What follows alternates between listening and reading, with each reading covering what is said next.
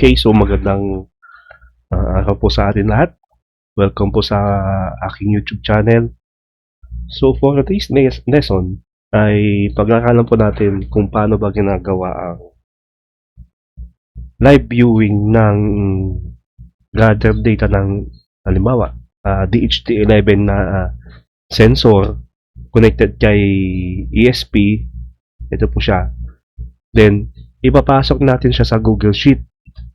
Since kung wala kayong hosting, pwede kayo namang gumamit ng Google Sheets para doon nyo ilagay yung mga nakuha niyang data.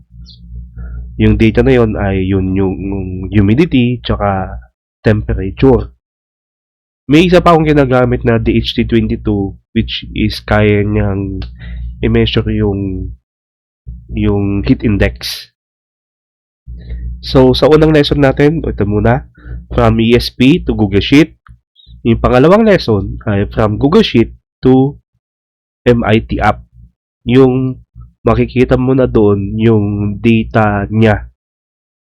So, dalawa po yun. Yung current data at saka yung data na lahat-lahat ng nakuha niya. So, gagamit tayo doon ng label tsaka list view. So, ang unang gagawin natin dyan ay kailangan nating i-code muna yung ESP32. Gagawan natin siya ng code na i-upload natin. Pero paano ba yung connection niya? So, sa kanyang connection, gumamit ako ng app na FreeSync para ipakita sa inyo kung paano siya kinoconnect. So yung FreeSync na yun, makikita nyo doon kung paano ba yung connection niya. Ito po yun. So madali lang siyang i-connect. Napakadali lang. So kailangan mo lang ng ESP32 tsaka DHT11. So example, ang ginamit ko dito ay EM1 kasi wala akong makitang DHT11 doon. So kailangan mo lang i-connect yung dalawang importante connection niya muna. Yung negative tsaka yung kanyang 3B3 kasi 3 volts yung binibigay ng ESP. So ito yung kanyang positive side connection. Dito po yun. Ayan. Dito po natin siya ilalagay. Sorry, pwede natin kulayan ng pula. Ayan. Then how about the negative? Yung negative po niya, pwede natin kunin dito na lang. Dito natin siya kunin. So, yung negative po niyan, siya yung magbibigay ng kuryente na ilalagay natin sa kanyang negative. So, halimbawa, dito lang natin siya kukunin.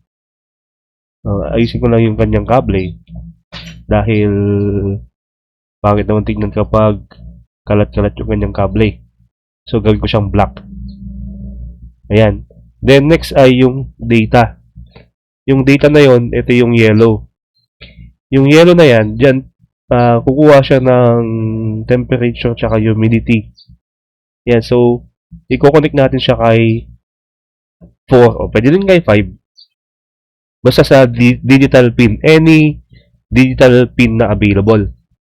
So, example ay yung 4. Ayan siya. So, ganyan ko na ilagay na ng ganyan. Next ay ayusin ko ba? Hindi na. Pwede naman. Ayusin ko lang dito. Ayan. Para hindi natakpan yung positive. Ayan. So, kulayan ko na siya ng yellow. Ayan. So, yung yellow na yun ay kukunin niya yung data dito from DHT11 o EM1 kasi para siyang DHT22 eh. Papunta kay pin 4. So, yung pin 4, ang gagawin niya ay ipapasa niya yung data na nakuha niya gamit ang web server. So, connected siya kay Wi-Fi. Any Wi-Fi na yan, basta ilalagay mo yung connection name tsaka yung password niya. So, since okay na yung connection natin, ayan, Okay na siya. Ganyan yung connection niya. I-upload na natin siya. Pero bago natin i-upload, paano ba yung code niya muna? Yung paliwanag ko yung code niya. Kasi medyo sipon ba ako? Sipon tsaka lagnat tsaka ubo. Okay, so paano ba yung code niyan? Excuse me. So, dito, meron tayong tatawagin na tatlong library. Wi-Fi, HTTP client, kasi nga, yung Wi-Fi ay gagamitin natin yung Wi-Fi ng ESP32. Gagamitin natin yung kanyang web server, tsaka CDHT, yung temperature tsaka humidity. So, dito sa connection, ito yung connection na, ito yung Wi-Fi name, tsaka dito natin ilagay yung password niya. Yung password ng ating Wi-Fi connection. I-connect kasi natin siya. Next one ay yung Google Script. Ito ay gagawa kayo dyan ng Google Sheet. So, mamaya mapakita ko paano gumawa ng Google Sheet. So, ginamit natin ay pin 4, digital pin. Ayan. Next ay DHT11 yung ginamit natin. Then, from DHT11, gagawin natin ay yung setup na. So, ito yung kanyang baud. Ito yung kanyang mag-umpisa na siya. Kasi, sa setup, doon siya mag-initialize kung ano ba ang kanyang gagawin. Ano ba siya, input or output, gano'n. And, yung Wi-Fi natin, titignan niya kung makakapag-connect siya. So, pag okay na yung initialization o yung setup, pupunta siya sa loop. Tatandaan nyo, sa setup, once lang yon. Every time na mag-o-open siya. Once na nakapag-open na siya, hindi na siya pupunta sa setup. Dito na siya sa loop magta-travel. So, dito na siya sa looping o loop. Diyan na siya magbabasa, diyan na siya titignan niya kung anong gagawin niya. Diyan na siya iikot. Yan. So, may delay siyang 10,000 bago yung gagawin niya. So, 10 seconds. Ganun. Ang 1 second kasi, ang equivalent niya dito sa delay na code ay 1,000 mini. So, dito, lahat ng ginamit natin na data type sa temperature at humidity ay float kasi may decimal point. Next one ay i-check niya if nababasa niya si DHT11. Pag hindi niya mababasa, ito yung di-display niya. Yan. Pag nabasa naman niya, i-display niya yung nakuha niyang data. Next ay connected. Dapat yung Wi-Fi. Then ito, kukunin niya yung script natin dun sa taas kanina. Ito yun. Kukunin niya yung nakalagay dyan na script. Yan. Ibibigay sa inyo yan ng Google Sheet.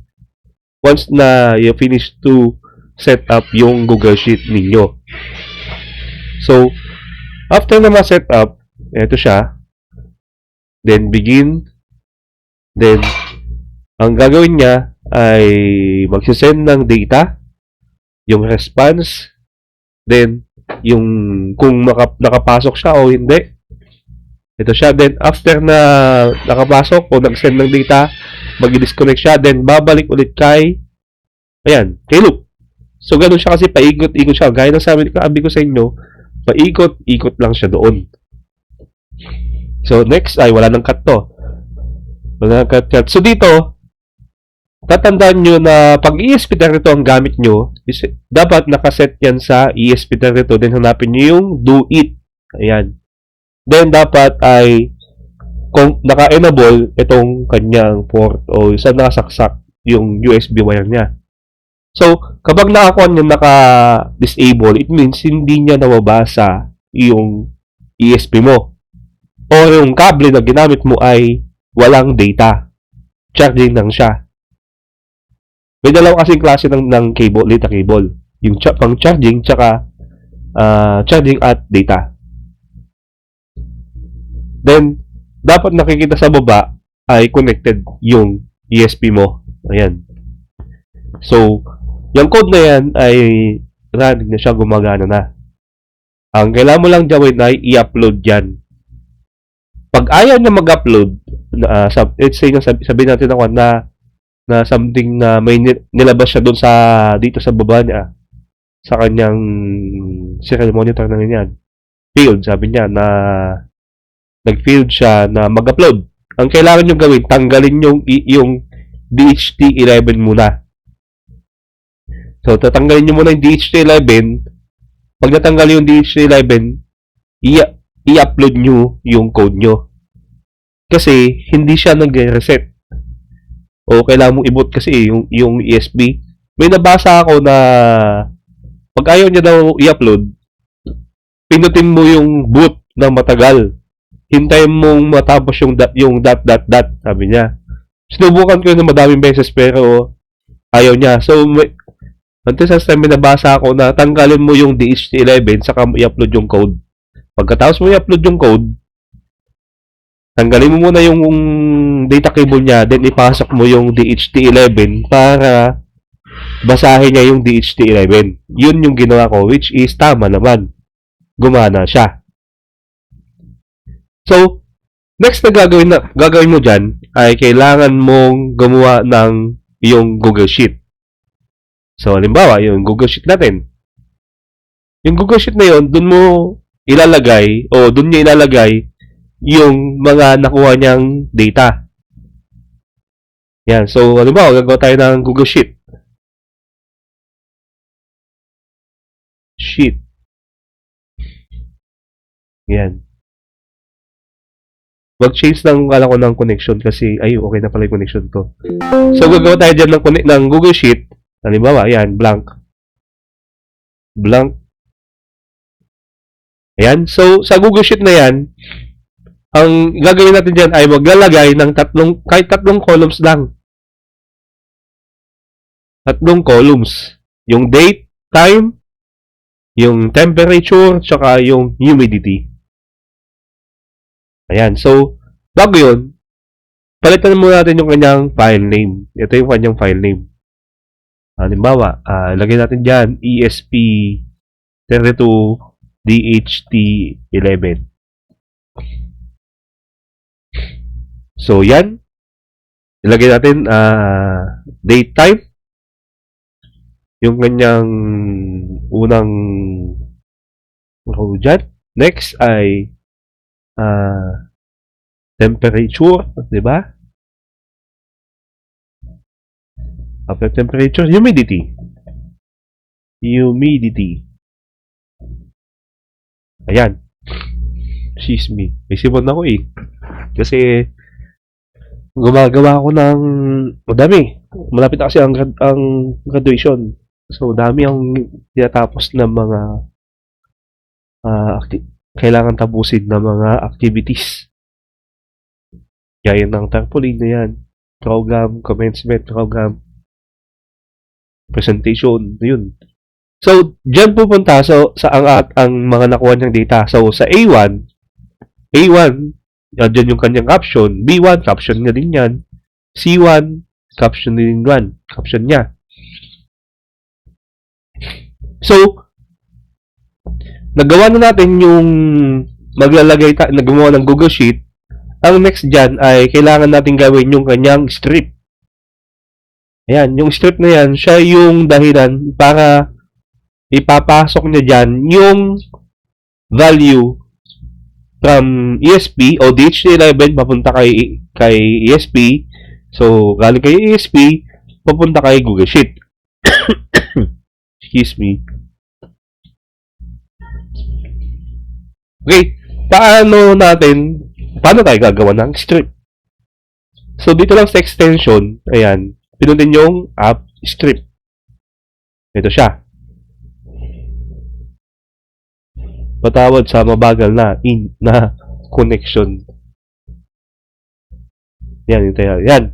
So, dito, wala kayong babaguhin dito sa tatlong to. Ang kailangan nyo lang baguhin ay ito dapat. Wala itong code na to. Kasi pag mayroon yung code na yan, ang sabi doon, ay kailangan mawala yung mga code na nandyan. So, doon sa Code.js, ang ilalagay lang natin na code niya ay yung code ng strip. So, ipipaste ko lang dyan yung ginawa kong code ng kanyang strip. Ito siya. So, dito, ilalagay natin dito yung spreadsheet ID. So, paano natin kukunin yung spreadsheet ID niya? Ayan. So, meron siyang spreadsheet ID. Paano natin kukunin yon? Doon sa taas, ito. Ayan. Ito yung kanyang spreadsheet ID. Pag sinare mo kasi siya, makukuha mo yung kanyang spreadsheet ID pag sinare mo. Kahit di mo naman siya i-share, makukuha mo pa rin yung kanyang spreadsheet ID doon sa taas. Kasi, halimbawa, naglagay ako dyan ng... Saan ko ba ilalagay? Dito, halimbawa, dito. Dito siya, halimbawa, dito ko na ilalagay muna. Ito yun. So, ito yung kukunin mo. Ito yung kukunin mo na actual na connect na spreadsheet ID niya. So, kukopyahin mo lang yan, tapos ilalagay doon sa script na ginawa mo. Doon sa kanyang spreadsheet ID. Ito siya. So, may ginawa ko ng spreadsheet ID dyan, pero pwede kong gawa na lang ako dito. Ayan, kukunin ko dito sa taas. Ayan, parehas ba sila? CUX.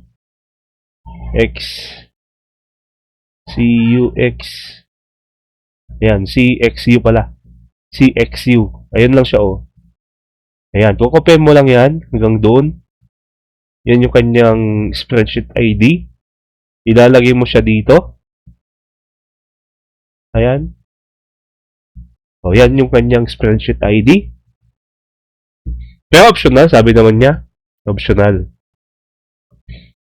Ito yung mga nakalagay sa kanyang variables. Temperature, ayan. Temp, humidity, date time, ayan. Yan yung mga kukunin niyang data. Then, ito yung mga nakalagay sa kanya doon sa sheet. Date time, temperature, saka humidity. Nalala ko, gumawa ko dati ng may heat index pa, tsaka nagbibilang siya ng row. So, kada add niya, nag-next row siya, pero yung row na yun ay may 1, 2, 3, 4, 5, 6, 7, and so on. So, dito, nagko-compute pa dati dito yung ginawa ko. Pero para sa akin lang, sa pinakasimple, ito na lang muna. Yan. So, okay na to. Lagyan natin ng file name lang. Lagyan natin ng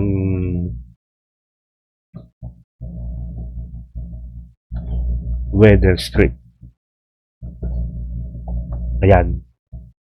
Rename. Oh, so, na-rename na siya. Ayun na siya. Oh. Then, after nyan, ay kailangan mo siyang i-deploy. Yan, kailangan mo i-deploy yung script mo. Pero, dito pala sa Google Sheet nyo, dapat nakashare siya na anyone with the link. sorry.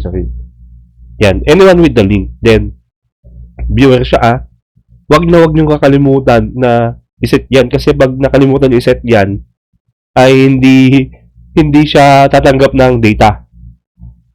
Okay?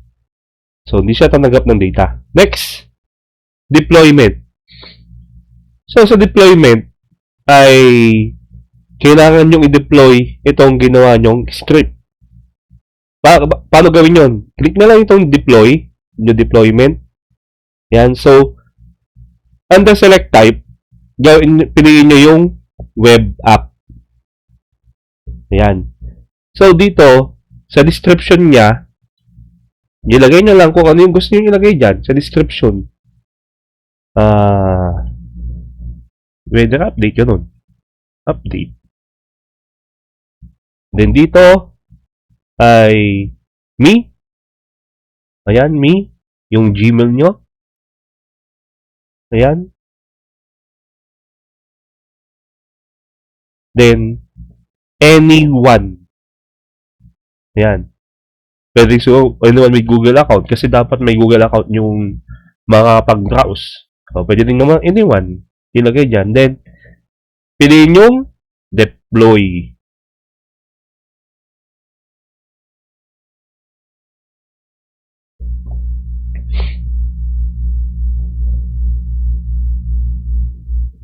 Yan. Then, sa authorized access, pag pinindot nyo yan, kailangan nyong i-authorize yung yan.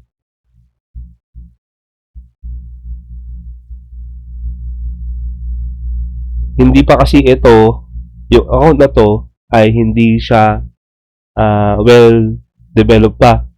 Hindi ko pa check yung ibang tawag doon, settings niya. Pero dito, halimbawa, pakita ko design din dito sa may ginamit ko na Gmail ko. Ito, pakita ko na lang yung ginamit ko na Gmail. Gmail.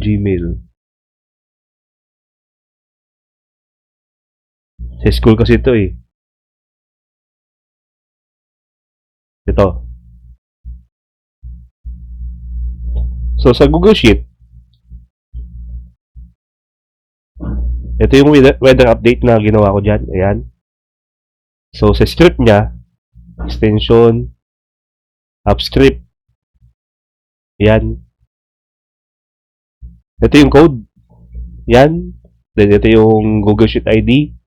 Pag ginip-play ko lang siya, ganyan lang. Yan. So, wala nang ibang binago dyan. Ito yung description niya. Yan. Anyone. Halimbawa, weather station. Yan. Me, then anyone. Deploy mo lang siya. Yan. Ito yung kailangan yung kopyahin na ID. Ayan. Deployment ID. Then, ito yung URL niya. Kailangan nyo din kopyahin yan kasi yan yung ipupunta nyo doon sa